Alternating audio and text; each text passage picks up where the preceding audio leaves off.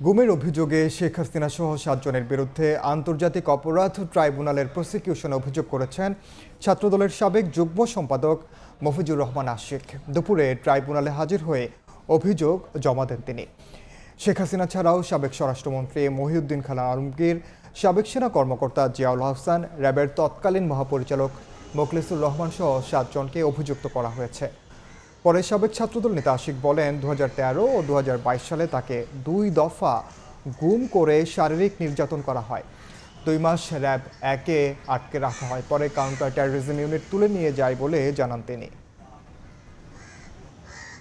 এরপর মুসলিম বাজারের ঠিক উত্তর পাশে একটা কালভার্ট ছিল, ছোট রোডটা অন্ধকার ছিল, সেখান থেকে আমাকে তুলে নিয়ে গাড়িতে তুলে চোখ বেঁধে ফেলে এবং পিছনে দিয়ে হাত বেঁধে ফেলে। পরে তারা আমাকে খুব চড়থাপ্পড় দিয়ে আমি অনেকটা সেন্সলেস হয়ে যাই।